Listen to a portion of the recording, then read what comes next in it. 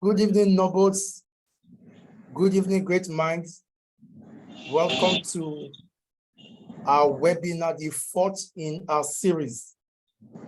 It is an honor having you all on board this evening as we explore a very sensitive topic. And it's my desire that at the end of our discourse today, we would have been able to rub minds in charting a way forward as far as dispute resolution and conflict management is concerned. You are highly welcome.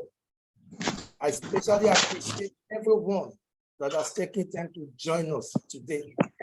And may I please appeal, if you don't mind, your mics can be muted, but as we proceed, while we seek for interactions, you can unmute and express your thoughts. Feel free to use the reaction button. And if you have any concern whatsoever, please feel free to drop a message on the chat box and we will attend to you.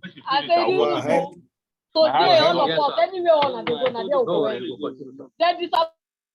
Thank you so much.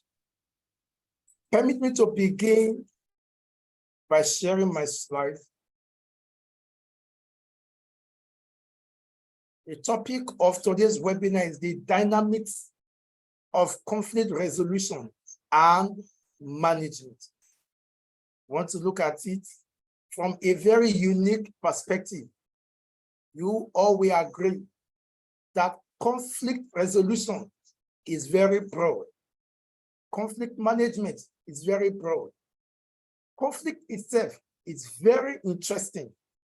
And as we continue this evening, we'll be able to look at some issues, narrow it down in appreciating conflict, exploring all means that we can lay advantage on in resolving it or in managing it.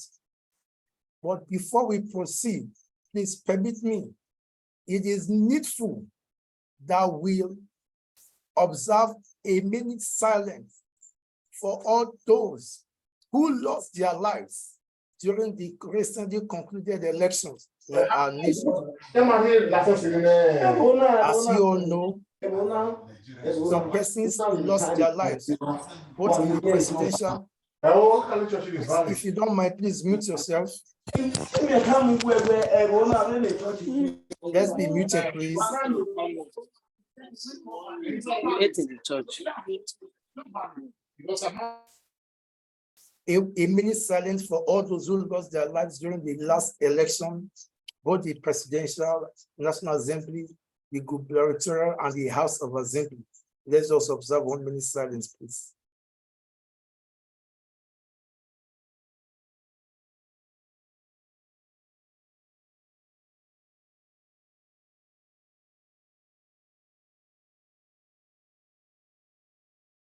May the souls of the departed rest in peace.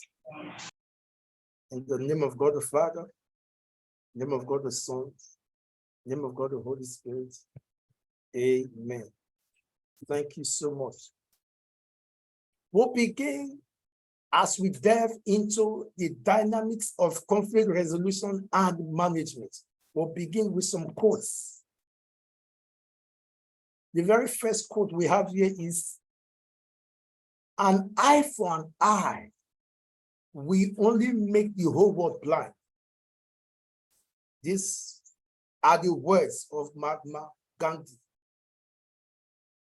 When W. Dyer said, "Peace is the result of restraining your mind to process life as it is, rather than as you think it should be." Dorothy Thomas said, "Peace is not the absence of conflict, but the ability to cope with it."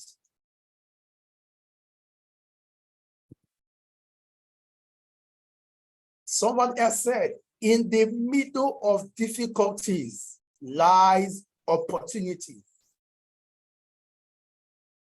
Somebody else said, Be selective in your battles for some times. Peace is better than being right. Somebody has said, don't raise your voice, but increase your argument. An unknown writer said, remember, when you forgive, you heal. And when you let go, you grow. The last quote we'll take for now is, holding onto anger is like drinking poison and expecting the other person to die. This is what anger is. By way of introduction, we live in times where conflicts is becoming, or in some cases has already become weaponized. Conflict is not digital. You don't need to see face to face before conflict is ignited. When we say weaponized, things that naturally should just go the way it is, persons can take advantage of it and convert it to become a source of worry between individuals. In some cases, conflict has become an escape route. When an individual does not have a satisfactory answer to give to a particular question, he or she may just generate some form of conflict as a cover-up. And you will agree, this may exist primarily between husbands and wives, between parents and children. When we cannot give some explanation, what do? We ignite conflict in order to escape. Permit me to add, most recently, that conflict has become a source of livelihood for a whole lot of persons. Conflict has become a business venture. People trade with conflict. People make gain with conflict.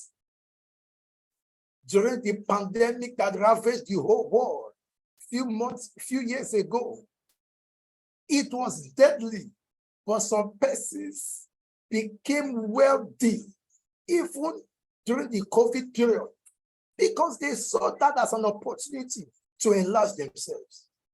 While some persons are tirelessly trying to douse tension, other persons are trying to escalate. Dr. Daniel Danner, in his book, Managing Difference, said, in every relationship, the differences that make us unique individuals are also sources of potential conflict between us.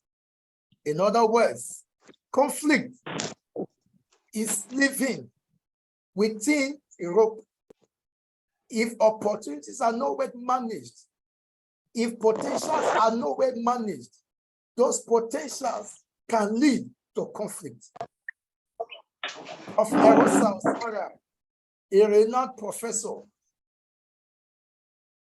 of ethnic conflict, said, conflicts are prepared by basically the same factors.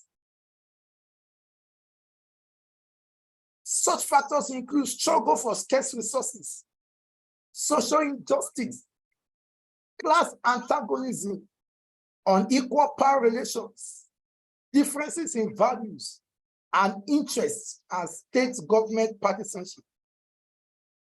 Because of struggle, conflict arises. Because of limited availability of resources, conflict arises. We cannot forget to say that conflict is inevitable as long as we are alive. But today we are looking at conflict management and resolution.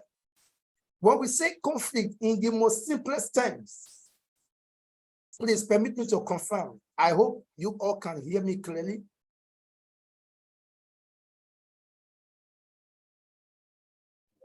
Loud and clear. We are hearing you. Thank you. So continue. Thank you so much. In the most simplest terms, what is conflict? Many scholars, many persons have defined conflict in different ways, but permit me to submit and subscribe to this simple form of definition. Conflict may be defined as the incapability of This one looking for it. Just about getting the job done there. If you don't mind, please, can you mute yourself, please? Thank you. Hasn't been. Who is this? Please, if you are not speaking, please mute yourself, please. Thank you so much. Conflict can simply be defined as the incompatibility of interests, incompatibility of goals, values, needs, expectations. Interests are unique. People differ. And because we differ in our uniqueness, because we differ in our goals, it has been said one man's meat may be another man's poison. Blending all of them together, conflict may arise. How do we resolve them? By resolution of conflict, we are simply saying an informal or formal process that two or more parties may take advantage of to find a peaceful solution to their dispute. In other words, conflict resolution may be formal, conflict resolution may be informal. Don't they sing the pounded and sing the singer? Why you not talking like that? They inside you like that. Please, if you, Why you not talking the same? Please now, Please, let don't mind, everybody mute mute themselves for goodness sake. This person, mute your. Go drink at Mr. Chika, please, you can help us mute all the participants that do not have the floor. Thank you so much. I appreciate it. We can make both to say that all the attempts being made by parties, either within themselves or through the intervention of a third party neutral, to bring about an amicable solution to any passive dispute can be said to be conflict resolution. But you will agree with me that sometimes conflict may not be successfully resolved. And that is where we now turn to the last term, conflict management.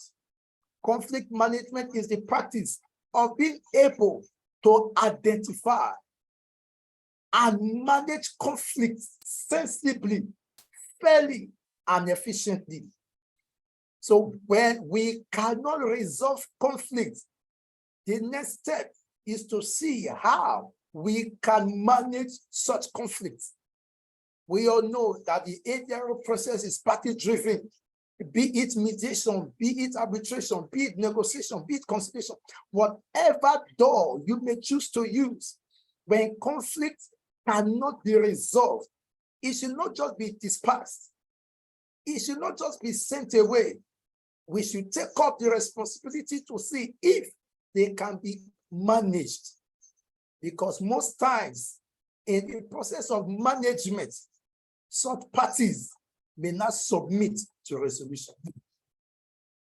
When people pray for daily bread, this prayer is answered in unique ways. The prayer of an electrician, the prayer of a motor mechanic, the prayer of a motor parked out, the prayer of a pharmacist, the prayer of a lawyer, even the prayer of casket sellers.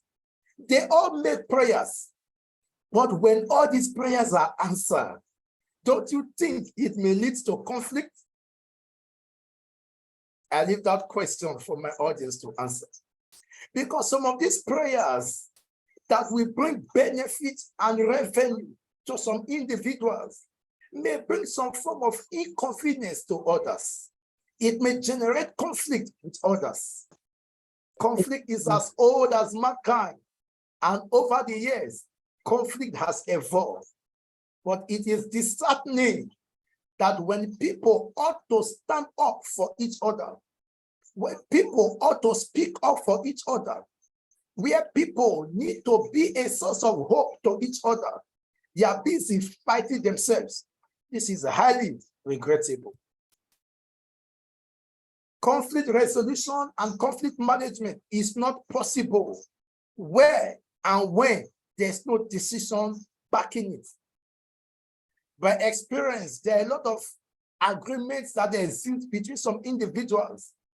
But down the line, these parties that began a process in agreement begin to speak with different voices, begin to look at issues from different perspectives. At a point, they had an agreement, but at another point, they were in disagreement simply because the decision to agree and execute a project was not properly documented. So conflict resolution and conflict management can never be said to exist where there's no decision backing it. And this decision is better being written than oral. And that is where we come with settlement agreement or award, as the case may be. Conflict resolution and conflict management is not cheap talk. It's not an easy work. It is not just theory, but practical. And permit me to submit. Conflict resolution and conflict management is more of practical than being theoretical. Conflict resolution and conflict management is dynamic because, as we all know, no two issues are the same. No two conflicts are the same. The parties involved in the conflict may be the same, but the terms of conflict may not be the same. So there's no one cap that fits all. Within the hetero balance, there is no zero sum. It is not one party takes all. It is not one-sided. It is not one man victory, but an attempt to bring about peace and harmony, either by resolution or by management.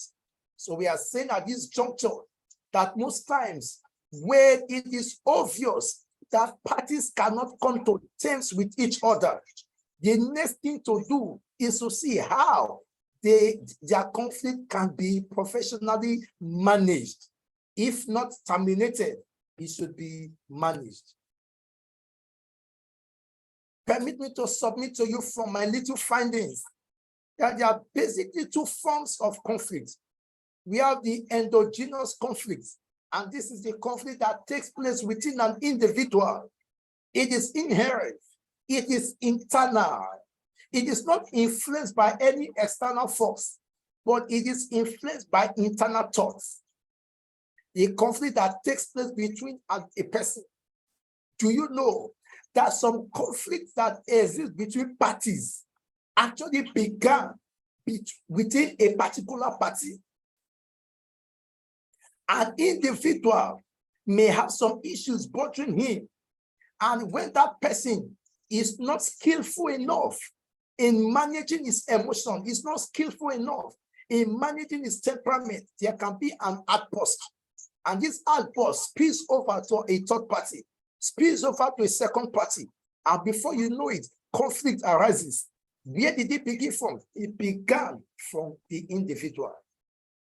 There's the exogenous conflict. This takes place between parties.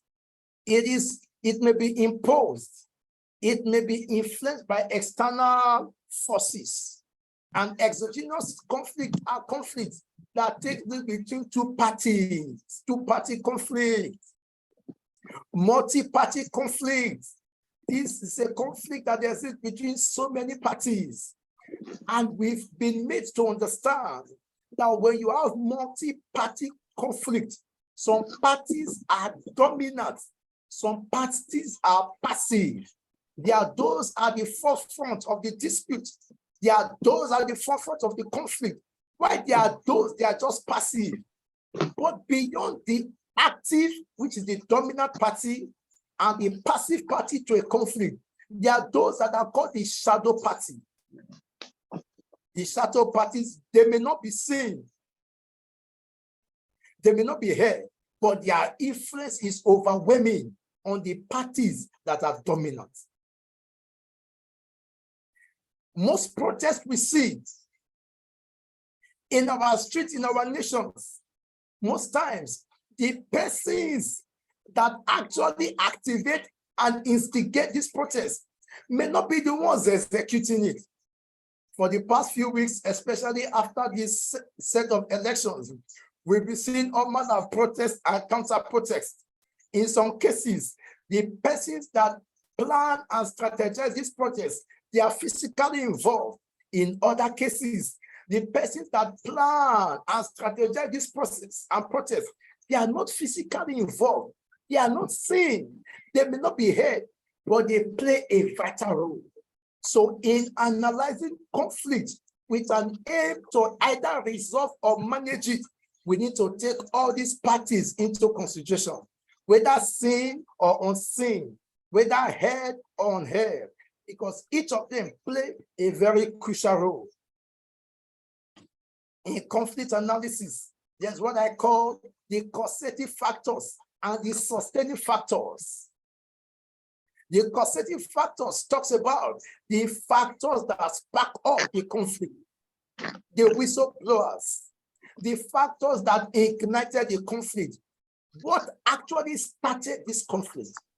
These are the causative factors. So in an attempt to resolve a conflict, in an attempt to manage a conflict, we need to go back to the roots. What happened? Where did it happen? Why did it happen? When did it happen? We take those factors into consideration. And there's what I call the sustaining factors. These factors are the pillars of the conflict. They may not be the factors that started the conflict, but they are the ones sustaining the conflict. They may not be present at the time the conflict started, but they are always present to fuel the conflict, to sustain the tempo of the conflict.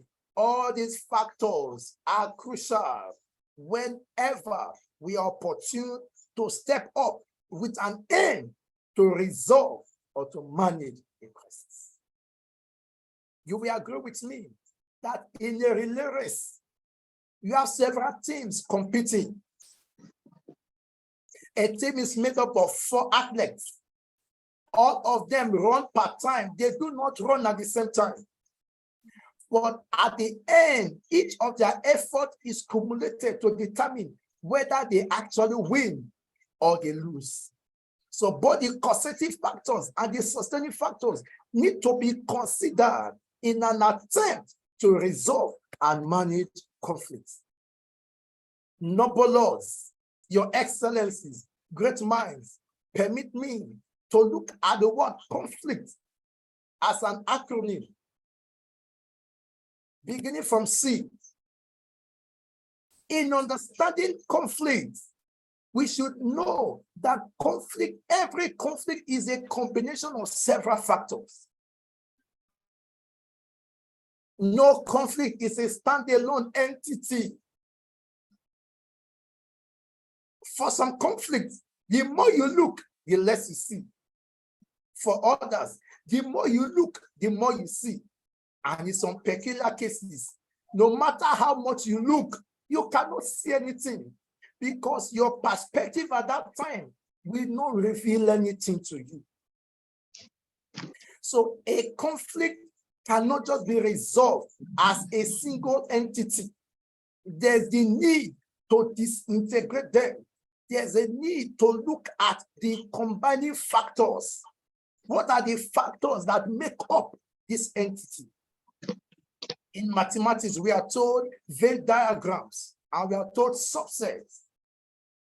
If you look at the holy books, both in the Holy Bible and in the Quran, there's a story of 2 prostitutes that came before a king, saying to the king, we are 2, we had children, but in the process of time, one of the child died, and this one that is living is mine. The first woman said, this child is mine. The second woman said, the child is mine. That was conflict as it were. Looking at it directly, there was no way out. But the king to whom they came had to look at it from a different perspective. By emotional intelligence, he carried out a critical and skillful assessment, and he was able to make a headway. So when parties come before us with their own conflict, it may be just a single conflict. It may just be a particular claim. These are my interests. Looking at it, we should be able to break them down, isolating all the factors they exist. Oh means these factors, although they are different, but they are organized. It is true that different factors contribute to conflict, but most times these factors are well coded. These factors are well synchronized, and they appear in a very interesting manner. In conflict analysis, we are told that there's the position, there's the interest, and there's the need. There's the position of the party, what they want and what they need.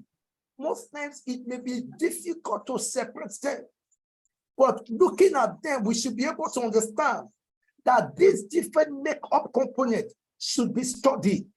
So where parties come with a conflict, we need to disintegrate the conflict, look at them as standalone elements, and begin to study each of them as samples. Looking at one of them, one by one, may give us a clue on the way forward. When ADR practitioners fail in this regard, it may amount moving around the wilderness in 40 years, instead of 40 days.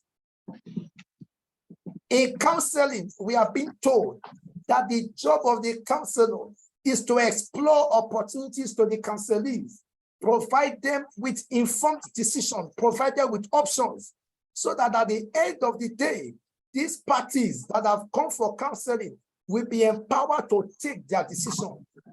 Now, a counselor does not dictate for the counselee, but makes options available and give the counselee information that will enable him or her make what they call an informed decision.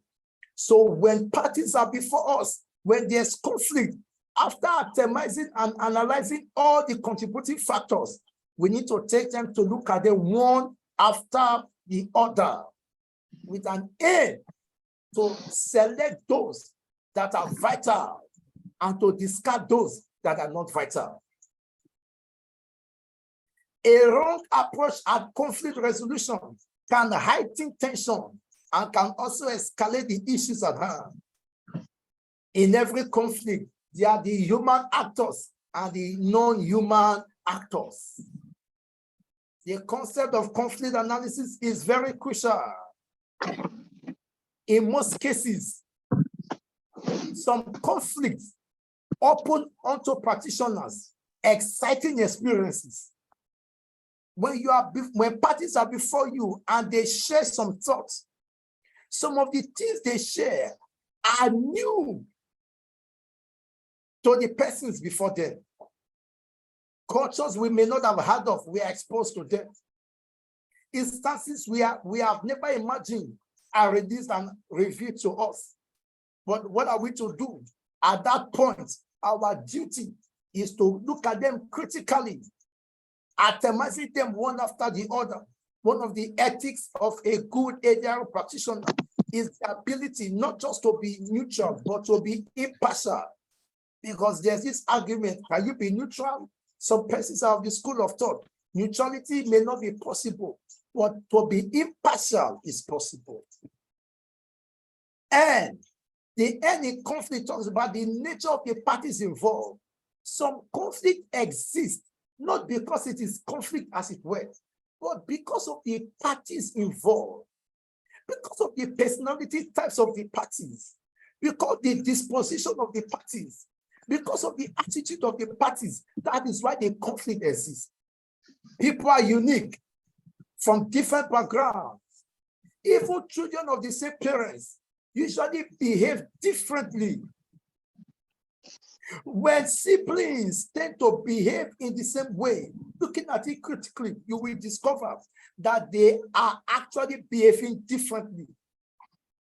We may all see the same thing, but we can always see it differently. What is someone's right may not be the right to somebody else.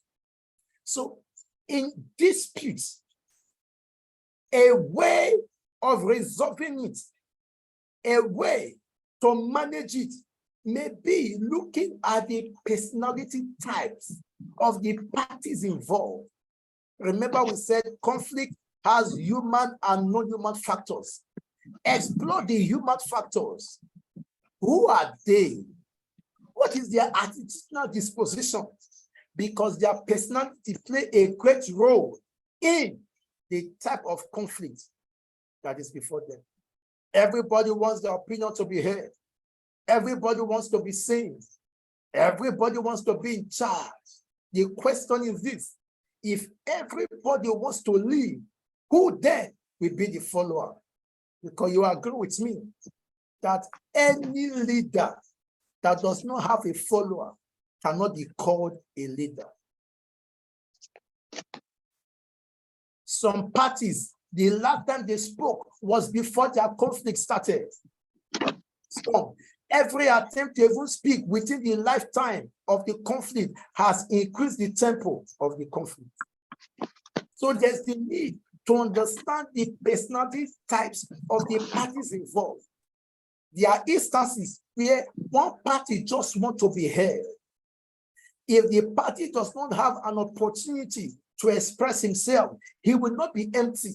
And until he's empty, he cannot be calm. And when he's not calm, he will not be opened up for resolution.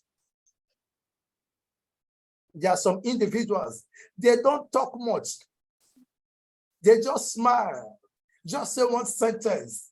Whenever they say it is okay, looking at it critically, what they said is okay may not actually be okay.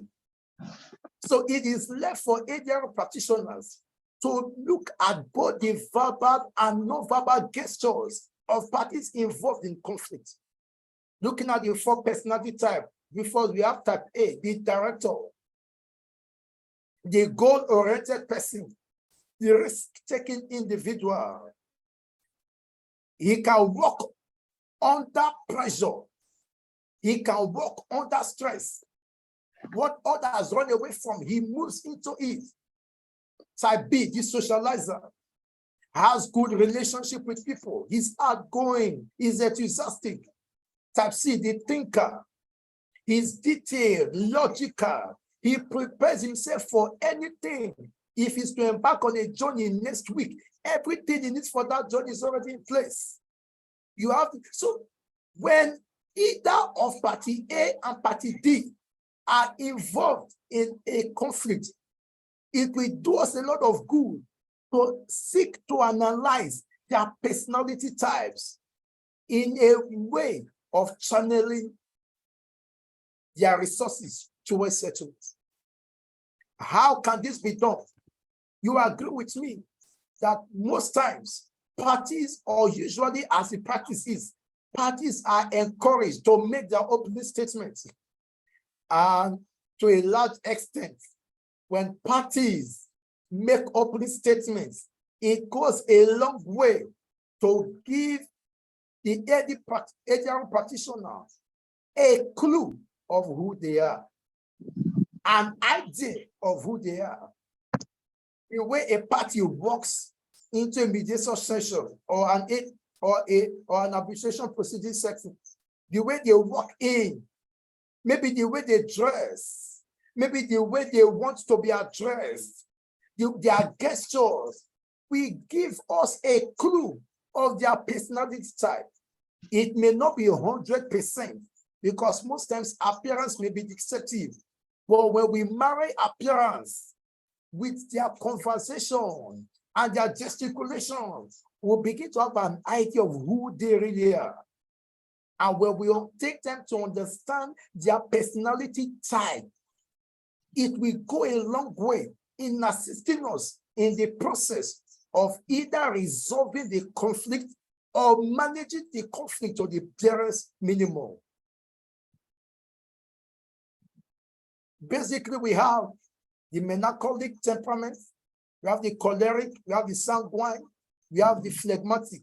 We can find all their characteristics, looking at who they are, looking at what they stand for, looking at what they represent, will give us a better way of handling the issue. We are now in F. We are looking at conflict as an acronym. F. F talks about what is the focus. What are the parties focusing on?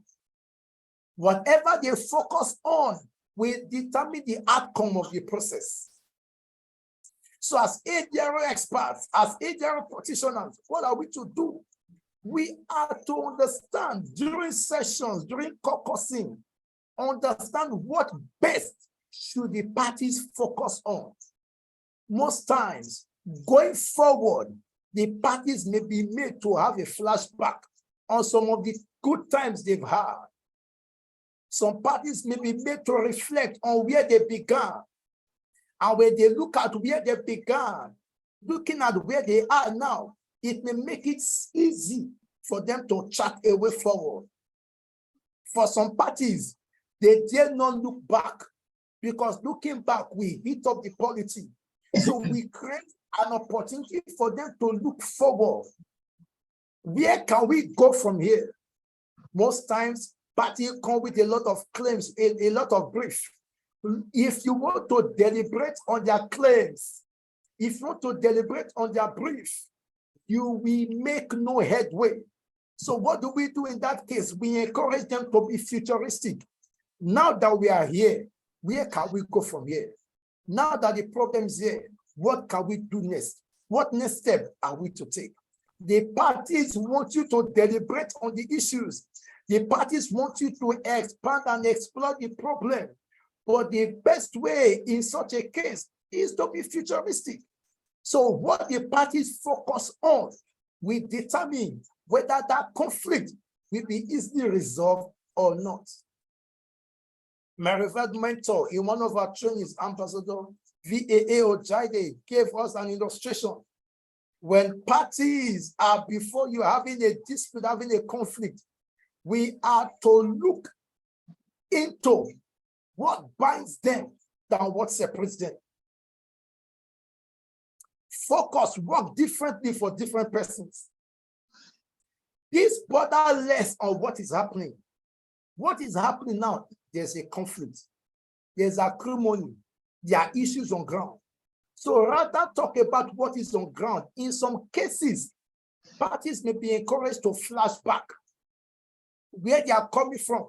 Mostly maybe in some marital cases, whereby the marriage may have disintegrated. When parties flash back, there may be the possibility of channeling a way forward. When parties are futuristic, there may be a possibility of channeling a way forward. Or when parties begin to look at the issue, what you concentrate on will determine what you become conscious of.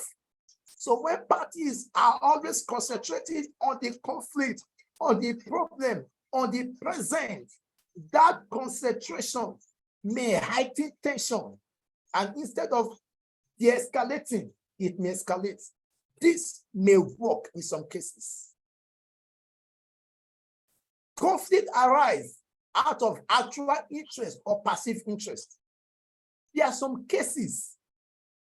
What is the bone of contention is perception. One party has started to think because of the body language of the other person. Are you sure it's not up to something? Are you sure this is not what he's planning? Because of perception, there's already conflict. In some other cases, because of actual action, there's already conflict. So what do we need to do? There may be the need. This may not apply to all cases, but in most cases, there may be the need to either flash back, see if they had any good time, and if that old memory is strong enough to foster a forward movement, or look if they can forecast to the future and see if that picture can create an opportunity for the parties to move forward. Let's come to L. L talks about light. Light means spark of hope. In the conflict, look for the light in the conflict. Some scholars have said that conflict has the ability, in some conflicts, The opportunity for resolution is within the conflict.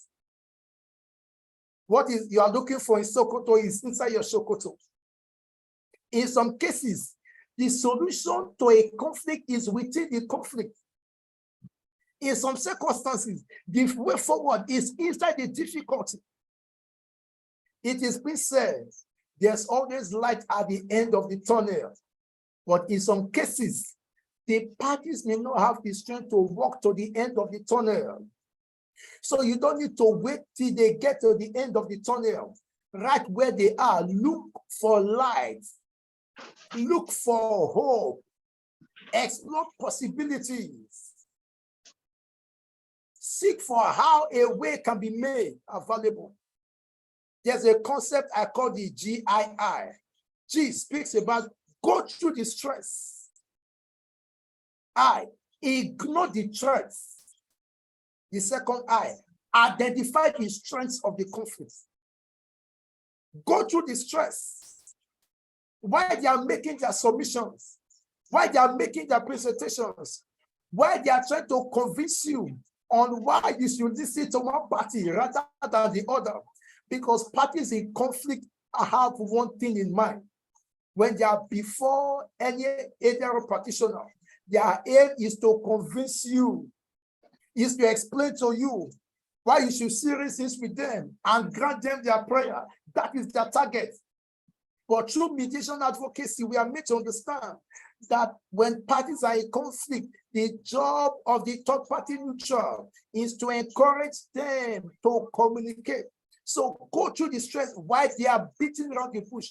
Go through the stress, ignore their threats, identify the strength of the conflict.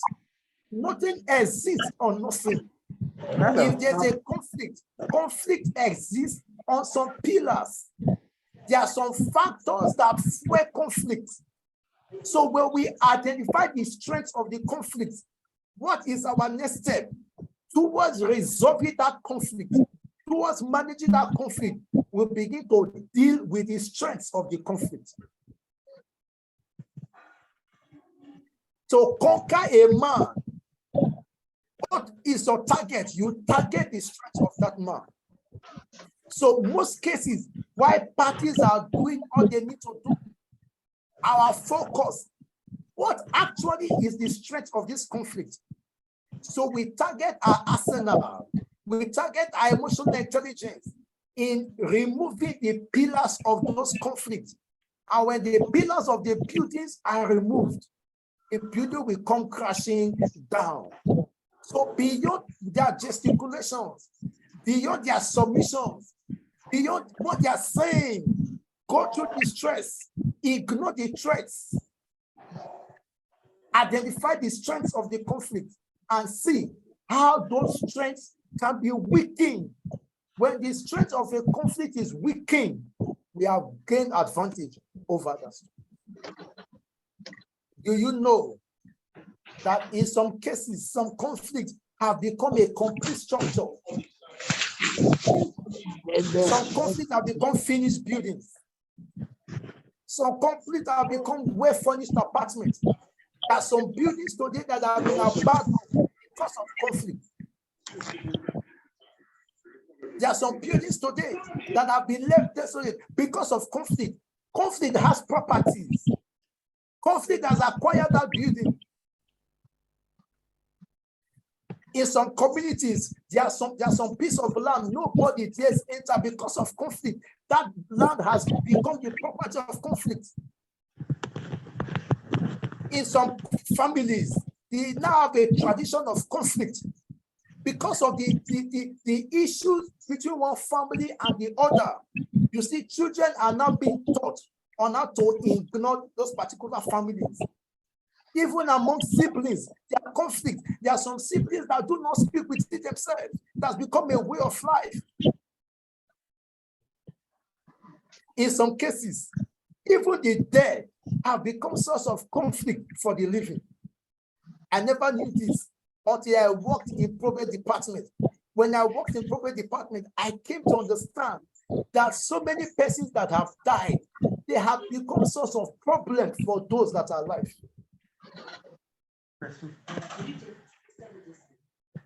Is it not funny that even the dead are generating conflict for those that are living?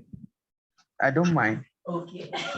And sometimes, even those that are living are source of conflict for those that are dead.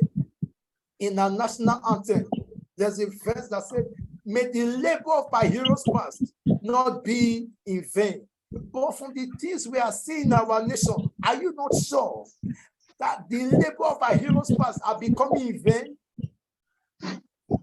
Permit me to say this. I'm a believer I believe in the Nigerian project, and I know we get it right, no matter how low, we get it right.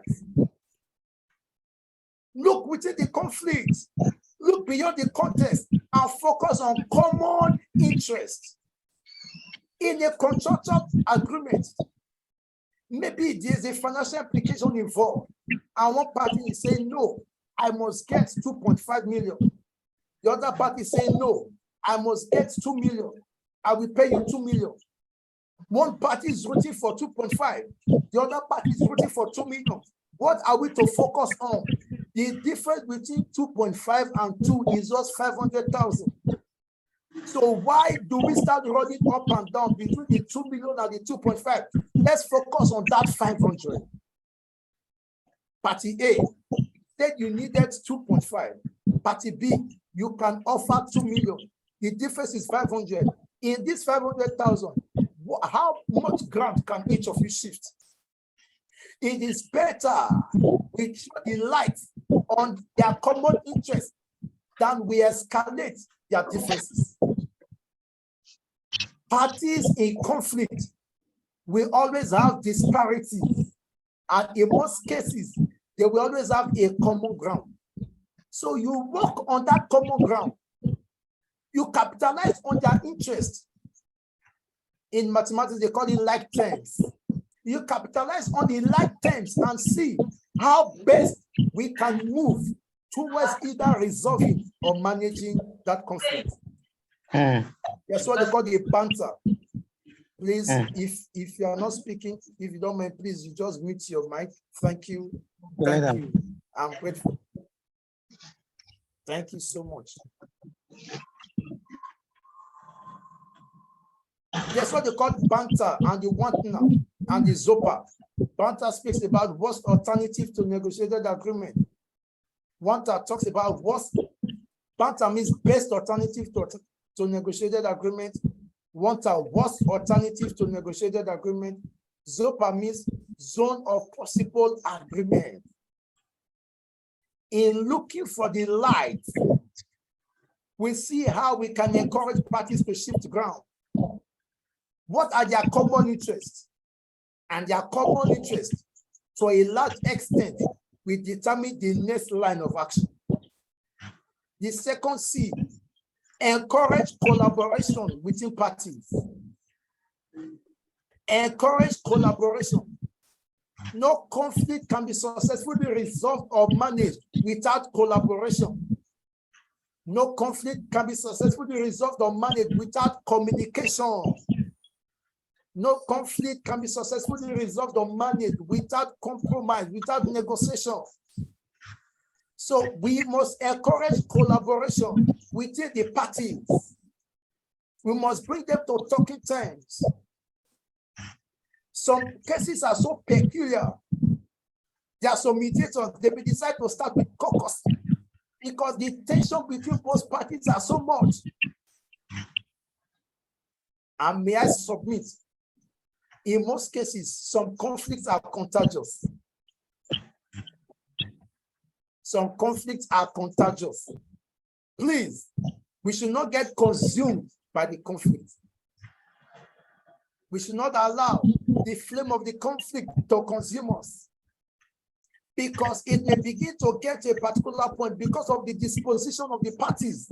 Emotion may begin to arise. Conflicts, some of them are contagious, but we should not allow them to consume us. Finally, we talk about the T.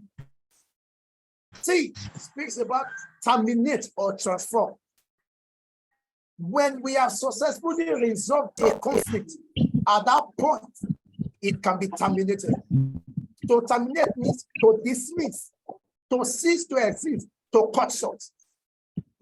When a conflict has been successfully resolved, the next thing to do is to terminate that conflict, to cease it from existence. But when there is no resolution, that conflict can be transformed. Transformation speaks about to convert, to alter, to renovate, to change, to make less harmful, to make less harmful. So conflicts can either be terminated when they have been resolved, or they should be transformed when they cannot be resolved. In the case where there's no resolution, the conflict should not become much more bigger than the way it was when it came. Sometimes conflict may expand or it may be shrinked. Management is shrinking it. Resolving it is terminating it. Noble lords, great minds, your excellencies, I most sincerely appreciate you for your time in listening to these thoughts, these humble thoughts of mine, in exploring the dynamics of dispute resolution and management. I appreciate you. Thank you so much. Before we call it today, the floor is open. We can share our thoughts. You can make your addition. You can make your submission or ask any questions. Thank you for listening. The floor is open, please.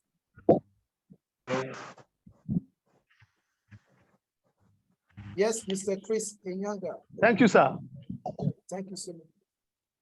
Thank you very much for this very professional and elaborate presentation. I want to commend you for the level of professionalism, the way you've presented this issue on the dynamics of conflict resolution and management. It is a big question for leadership. As you were making this presentation, my mind was scanning the total environment of our nation. And the question I was asking myself, if Nigeria is in the state that it is today, then what kind of leadership have we developed or trained to be at the helm of affairs? And from what you are discussing here, so many of the things that our leadership allowed to happen that is creating conflict and escalating conflict, it's like it's something that every leader, even when you close your eye, you will see them. So the challenge for the Institute is that there has to be a refocus for leadership development, for leadership emergence, that anybody that is aspiring to get into a position of leadership, even if it is a councillor in a local government, must have been trained in these elements, because to have a harmonious society, it is the operators that ought to understand what are the flashpoints, the do's and don'ts that can ignite conflict or ensure peace in a society. So I feel privileged to be a part of this endeavor, and I look forward to further engagement. Thank you very much. Thank you so much. I deeply appreciate you. Your words are royal. Thank you so much. Yeah, I can see something Bagbo said. The floor is yours, please. You can share your thoughts. Thank you very much. Thank you. My contribution is one of appreciation. I have listened very attentively to this program, and I think it's very insightful and very professional. And I commend your efforts to have put together all of this. And we hope that the institute will be one that we all be proud of as we journey on in this business. Thank you very much. God bless you.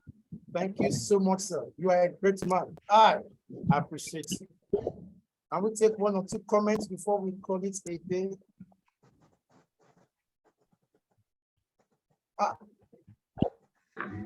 Your Excellency, Stolifu, you have the floor, please. Okay, thank you very much. I want to say that it was a very interesting topic, and we learned a lot from your exposition.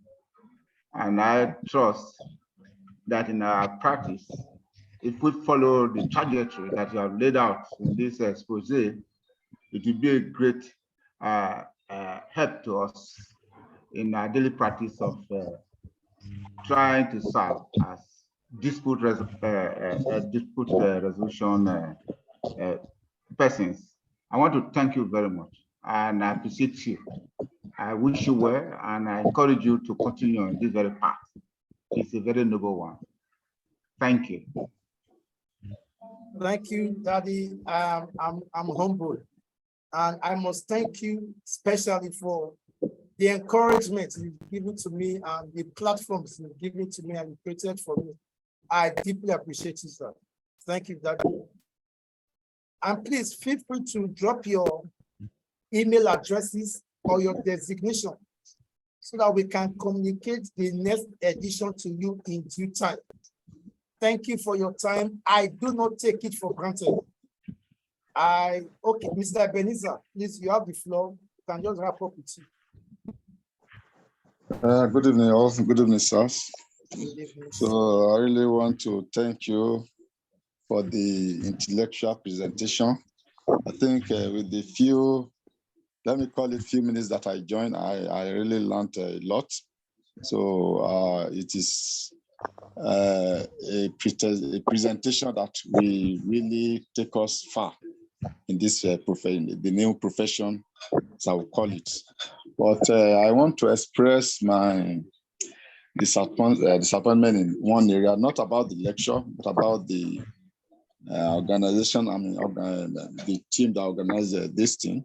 So we were not what I initially I was told with the post that this seminar starts by 7:30 as at yesterday. So, but if not that, I was sleeping since I woke up. I just, okay, let me check time. Let me see what is happening on the platform.